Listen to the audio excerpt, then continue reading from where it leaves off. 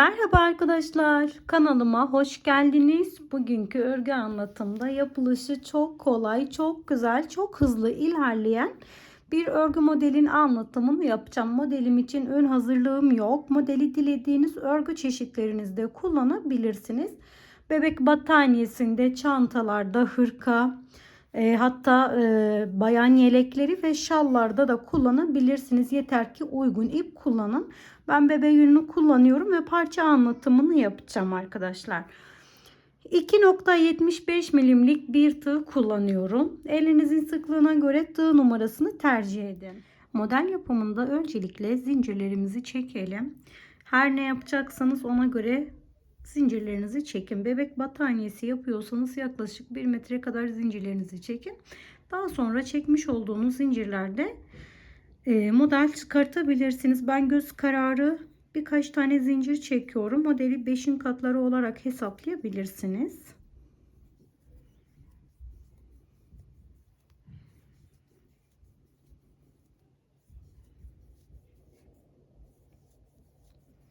Parça anlatımı için bu kadar zincirim yeterlidir. Şimdi başına sarıyorum. Hemen 1, 2, 3, 4. Dördüncü yuvaya batıyorum. Bir trabzan. Başına sardım. Aynı yuvaya batıyorum. Bir trabzan. Başına sarıyorum. Aynı yuvaya bir trabzan. Başına sardım. Yanındaki yuvaya batıyorum. Bir trabzan. Zinciri bir tane trabzan olarak hesapladım. Bir tane zincirin içine 3 tane trabzan, yanındaki zinciri 3 tane bir tane trabzan. Bir zincirimi çektim, başına sardım. Hemen bir atlıyorum, 2 atlıyorum, 3. yuvaya batıyorum. Bir trabzan yaptım. Yanındaki zincire 3 tane trabzan, 1 2 3. Onun yanındaki zincire bir tane trabzan. Model ilk sırayı bu şekilde kuruyoruz. Arasına bir zincir yaptım, başına sardım. Bir atla, 2 atla, 3. yuvaya bir tane trabzan. Yanındaki yuvadan bir tane, 2 3 tane trabzan yaptım. Yanındaki yuvadan bir tane trabzan. Bir zincir yaptım. Bir sardım. 2 atlayıp 3. yuvaya bir trabzan. Yanındaki yuvadan bir trabzan, 2 3 trabzan yaptım. Hemen yanındaki yuvadan bir trabzan daha. Çıkış noktasına geldim. Bir zincir yaptım, başına sardım. 2 atlayıp 1 atlayıp 2. yuvaya bir tane trabzanımı yaparak birinci sıramı bu şekilde tamamlamış oldum arkadaşlar. Fazla gelen zincirlerinizi kesebilirsiniz. Şimdi model kurulumuna geçiyoruz. Bir tane zincirimi çektim. Bir tane daha çektim. 2 tane zincir çektim. Örgümü çevirdim. Burada hemen ilk yapmış olduğum trabzanımın tepe boşluğuna batıyorum. Bir tane sık iğne yaptım. Şimdi başına sardım. Birinci trabzana değil, birinci ve ikinci trabzanın ara boşluğuna batıyorum. Burada tığımı çıkarttım. Şöyle tutuyorum. 1 2 3 3 defa sardığım fıstık dolgusu yaptım. 2 defa da çektim. Şimdi aynı trabzanın üzerine bakın şuraya tepesine batıyorum. Bir tane sık iğne. Yine başına sardım. 3. ve 4. zincir trabzan pardon. Bakın bir tane baştaki trabzanı yapmadık. İkinciyi yaptık. Ortadaki 3 tane yapacağız. Hemen yanındakini aynı şekilde 3 defa sardım. Fıstık dolgusu yaptım. 2 defa da çektim. Düzelteyim bunu. Trabzanın devamında hemen tepe boşluğuna batıyorum. Bir tane sık iğne. Başına sardım, yine aynı sıradaki yuvadan bir tane trabzanımı aldım. 3 defa sardım. Fıstık dolgusunu yaptım. 2 defa da çektim ve trabzanın devamında şöyle tepe boşluğuna batıyorum. Bir tane sık iğne. Birinci tomurcuğumuzu yapmış olduk şimdi. Arasına 2 zincir çekiyorum. Zincirlerinizi sıkı yapın. Burada yine 5 tane trabzan var. Giriş ve çıkış trabzanı kullanmıyoruz. Şu aradaki 3 tane trabzanı kullanıyoruz. Birinci trabzanımın tepe boşluğuna batıyorum ve sık iğne yaptım. Birinci ve ikinci trabzanın ara boşluğuna batıyorum. Üstten çıktım. Tekrar bir tane 3 dolamalık fıstık yaptım. 2 defa da kapattım. Trabzanın tepesine batıyorum. Bir sık iğne. Başına sardım. Yine ara boşluğa batıyorum ve şöyle buradan çıktım.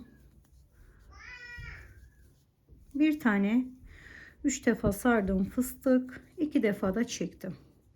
Trabzanın devamında sık iğne sabitledim. Başına sardım. Sıradaki trabzandan aynı şekilde ve 2 defa da kapattım. Trabzanın devamında sık iğne ile sabitledim. 2 zincirimi çektim. Sıradaki trabzana batıyorum ve aynı şekilde kalan 2 modelime de uyguluyorum modeli, hemen geliyorum. Son modele geldim. Tekrar 3 defa sardığım fıstık yaptım. Sıra sonuna geldim. 3 tane zincirle geri dönüş yapmıştık.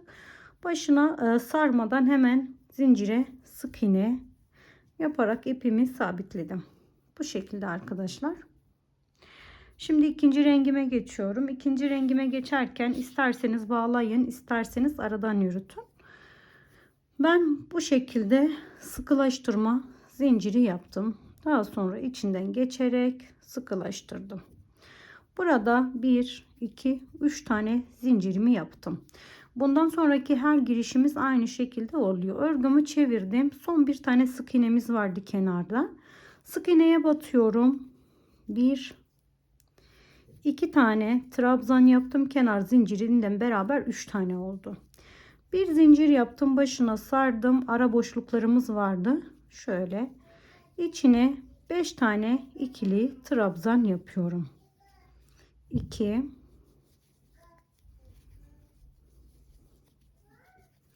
5 tane ikili trabzan yaptım. Bir zincir yaptım. Başına sardım. Hemen sıradaki boşluktan tekrar 5 tane ikili trabzan yapıyorum aynı yuvanın içerisinde. İlk 1-2 sıra yaparken biraz zorlanabilirsiniz. Model oturmayabilir. Ondan sonra model çok rahat bir şekilde oturduğunu göreceksiniz. Arasına bir zincir, başına sardım. Sıradaki yuvaya tekrar 5 tane ikili trabzan.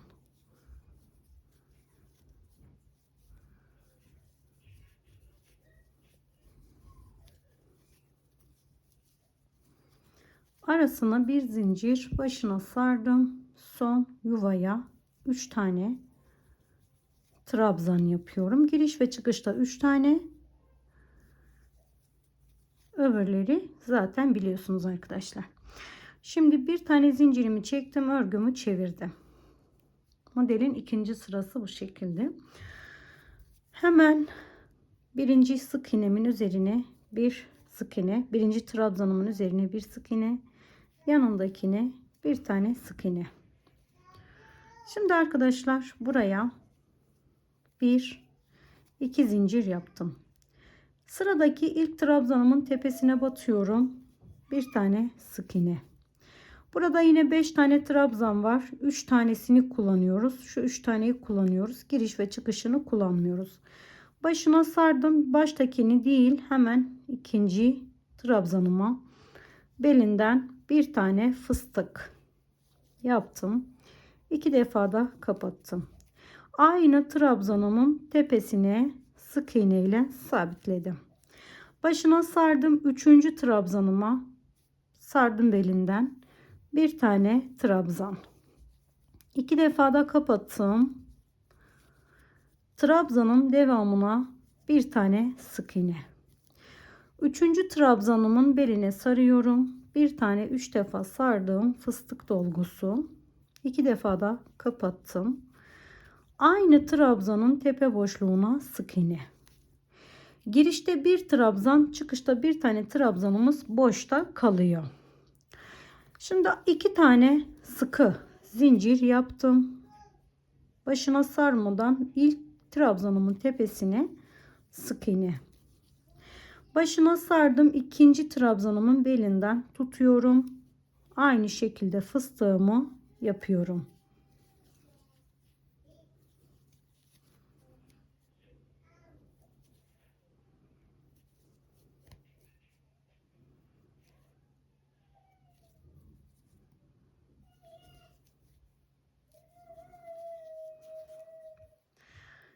Üçüncü trabzanın belinden tuttum. Tekrar bir tane fıstık ve 2 defa da kapattım. Fıstıklarınızın boylarını çok uzatmayın. Normal trabzanın boylarında olsun.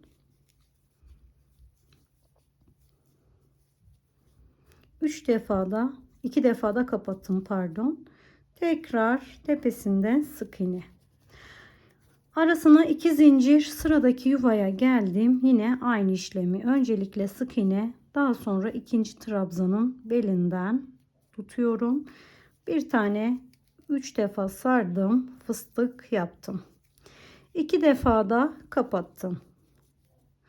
Tepesine sık iğne, aynı trabzanın tepesine sık iğne. Sıradaki trabzandan yine aynı şekilde bir tane üçlü sarma. Tekrar aynı trabzanımın tepesinden sık iğne. Sıradaki trabzanım, dördüncü trabzanımdan tekrar aynı işlem. Ve aynı trabzanımın tepesinden bir tane sık iğne. 2 zincirimi yaptım. Baştaki trabzana atlıyorum. Hemen ikincinin içinde bir tane sık iğne. Zincir ve trabzanın boşluğuna bir tane sık iğne. Şimdi arkadaşlar tekrar renk değişimini yapacağız. Birinci modelimizi kurarken 4 tane modelimiz vardı. İkinci sırada bu model 3'e indi. Dördüncü sırada tekrar 4'e yükselecek. Renk değişimini yaptım. Ben 2 renk tercih ediyorum. Dilerseniz 2 renk, dilerseniz 2'den fazla renk de tercih edebilirsiniz. 1, 2, 3 tane zincirimi çektim. Örgümü çevirdim. Başına sardım. Hemen buradaki boşluğa 5 tane ikili trabzan yapıyoruz.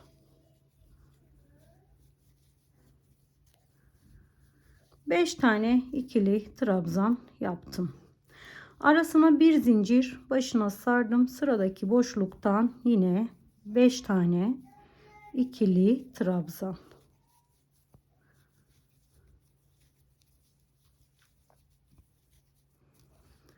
Arasına bir tane zincir çekiyorum. Başına sardım. Sıradaki yuvadan bir tane ikili trabzan.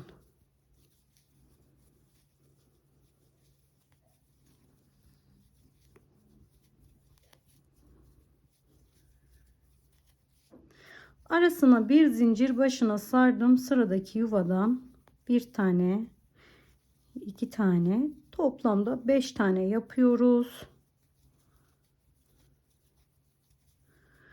Çıkış noktasına geldim. Bir zincirimi yaptım. Son trabzanım, son sık iğnemin üzerine bir tane trabzan yaptım. 1 2 zincir yaparak modelimi çevirdim. Şimdi tekrar modelimizi uyguluyoruz. Arkadaşlar giriş ve çıkışlarını göstereyim. Devamını siz yaparsınız zaten. Bildiğiniz artık. 2 tane zincirimi yaptım. Hemen ilk trabzanımın tepesine bir tane sık iğne yaptım.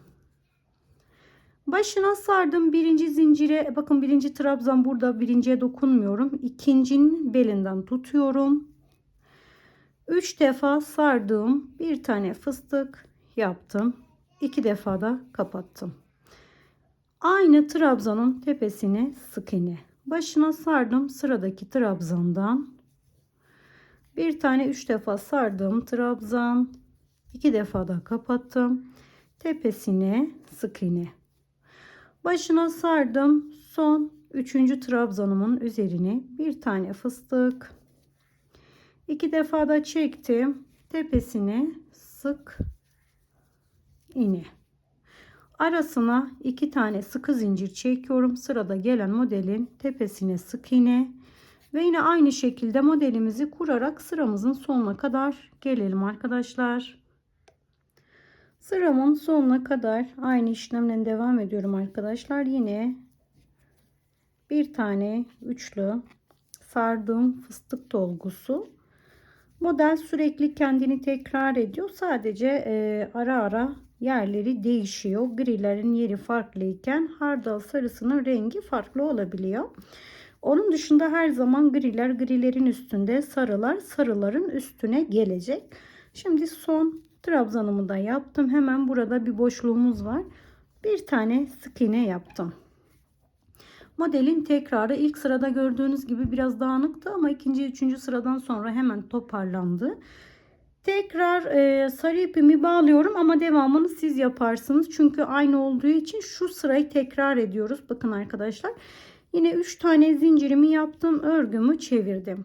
En başta bir tane sık iğnemiz var. Onun içine 2 tane trabzan yaptım. Sık iğne ile beraber 3 tane oldu. Bir zincir, sıradaki yuvadan 5 tane trabzan yapıyorum.